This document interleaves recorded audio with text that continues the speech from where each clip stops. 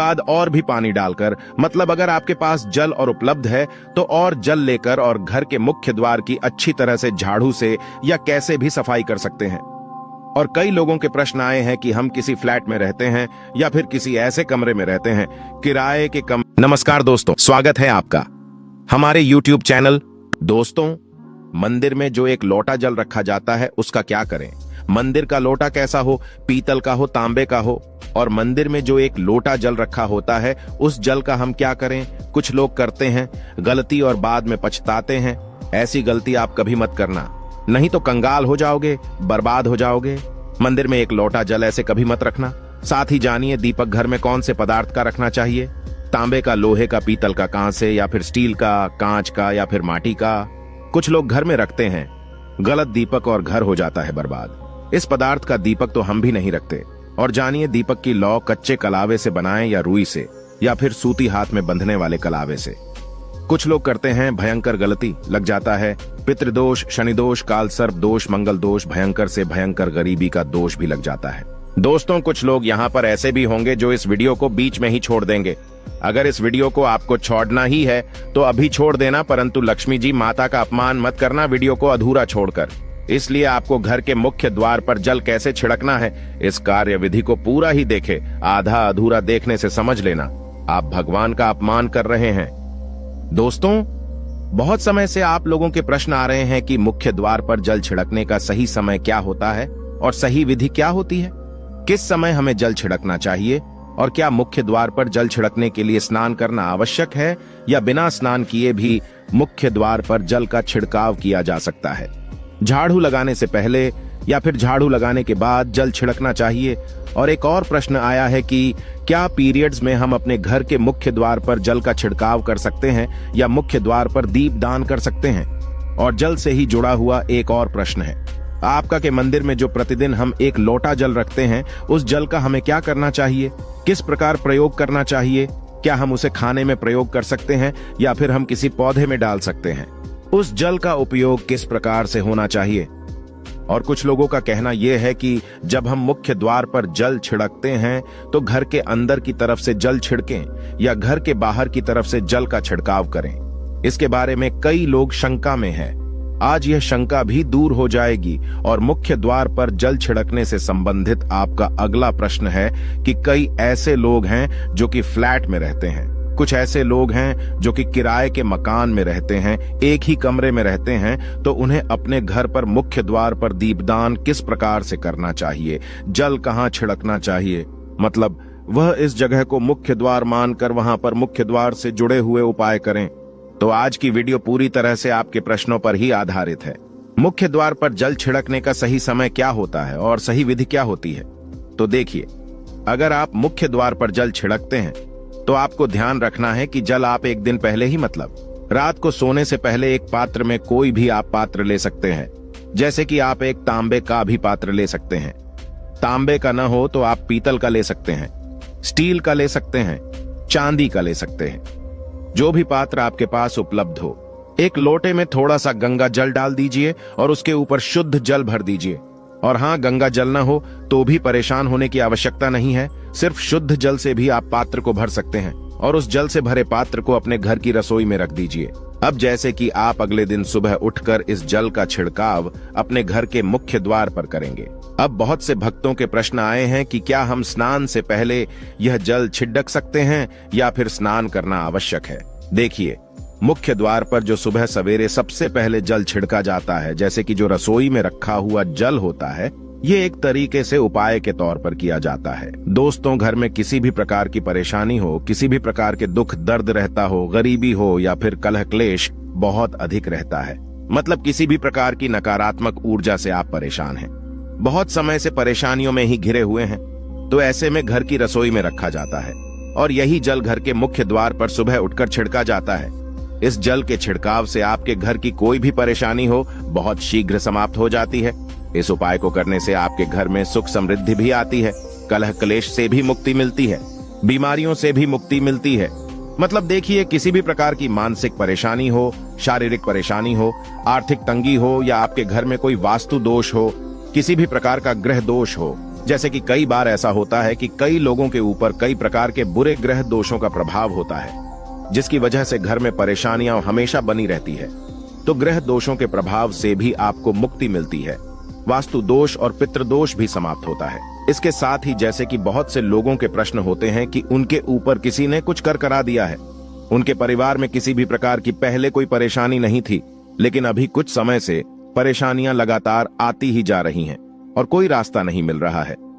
परेशानी से निकालने का तो किसी के भी किए कराए तंत्र मंत्र का प्रभाव हो, किसी की बुरी नजर का प्रभाव हो, तो भी आपके इस उपाय से मतलब इस एक लोटा जल से आपकी परेशानी स्वतः ही कुछ दिनों में समाप्त हो जाती है। तो यह घर की सभी परेशानियों से मुक्ति पाने का रामबाण और सबसे सरल, सबसे आसान उपाय होता है जो हमारे शास्त्रों में वर्णित है। तो आप अपने घर की रसोई में एक लोटा जल रखें, रात में भरकर और प्रातःकाल जल्दी उठकर उसी जल से अपने घर के मुख्य द्वार पर छिड़काव कीजिए।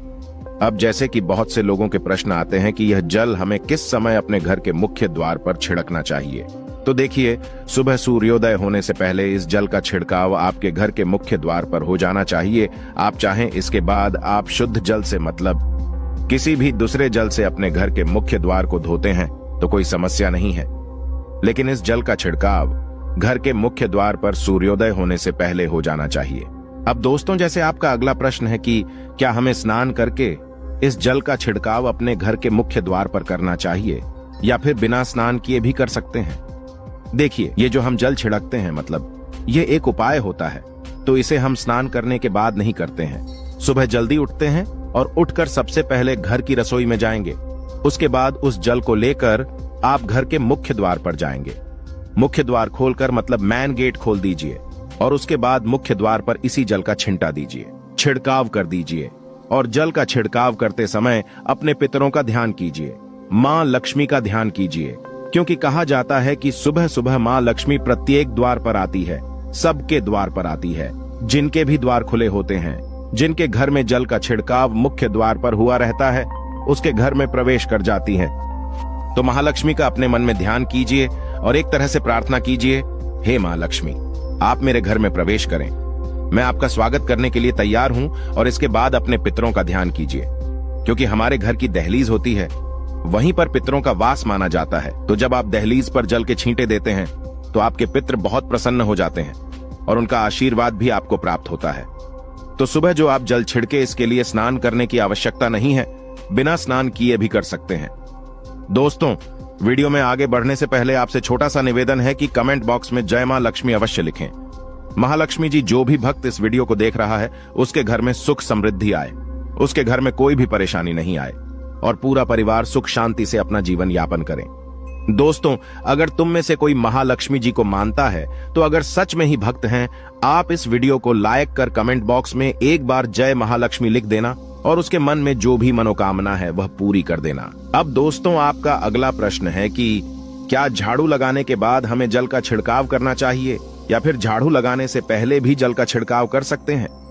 तो देखिए, जैसे मैंने आपको पहले ही बताया था कि उठने के बाद सबसे पहला कार्य जो आपको करना है वह जल का छिड़काव ही करना है। उसके बाद आप झाड़ू लगा सकते हैं, लेकिन एक चीज का ध्यान रखिए, जब हम सोकर उठते हैं तो सबसे पहले बिस्तर पर बैठे हुए ही अपने दोनों हथेलियों को जोड़कर और दोनों हथेलियों को सामने से जोड़कर पूरी हथेली को देखा जाता है। उसमें मां लक्ष्मी का ध्यान किया जाता है, उसके साथ ही 5 देवताओं का ध्यान किया जाता है। 5 देवता कौन कौन से होते हैं? मां दुर्गा, भगवान शिव, भगवान श्री हरि विष्णु, गणपति, गजानन और भगवान सूर्य देवता। 5 देवताओं का ध्यान हम अपने हाथों में ही करते हैं, हथेलियों में ही करते हैं। कराग्रे वसते लक्ष्मी, कर मध्य सरस्वती कर, मूल्य तु ब्रह्मा, प्रभाते कर दर्शनम। दोस्तों, इस मंत्र का उच्चारण आप चाहें तो कर सकते हैं, नहीं करते हैं तो भी कोई बात नहीं। अपने इष्ट देवता का और 5 देवताओं का ध्यान अपनी हथेलियों में कर लीजिए।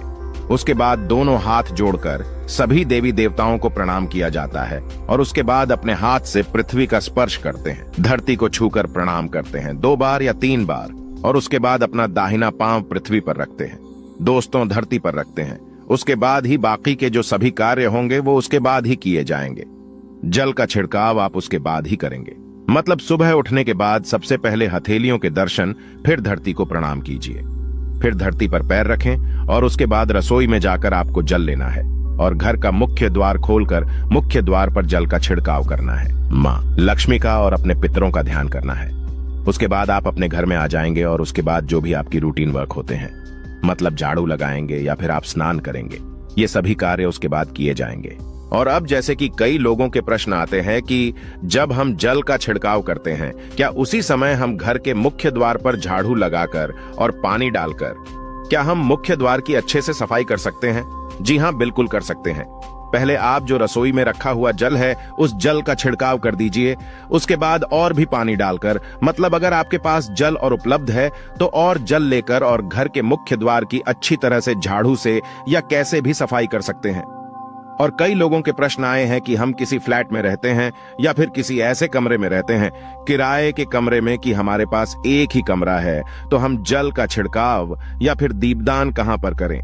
किसे हम अपना मुख्य द्वार माने? देखिए, जो आपका अपना कमरा है या फिर जो फ्लैट है आपका, जहां पर आपका नेम प्लेट लगा हुआ है, आप उसी स्थान पर दीपदान करेंगे और उसी स्थान पर आपको जल का छिड़काव करना है। मतलब जहां पर अगर एक ही कमरे का मकान है तो आपके कमरे का दरवाजा है, वहीं पर आपको थोड़ा सा जल छिड़कना है और वहीं पर आप दीपदान भी करेंगे, जो कि मुख्य द्वार से जुड़े हुए उपाय होते हैं। वो आप अपने घर के, मतलब जो अपना कमरा है, उसके बिल्कुल दरवाजे के पास ही करेंगे। और आपका अगला प्रश्न है कि क्या पीरियड में हम अपने घर के मुख्य द्वार पर जल का छिड़काव कर सकते हैं, दीपदान कर सकते हैं? देखिए, जल का छिड़काव करने के लिए पीरियड हो या ना हो,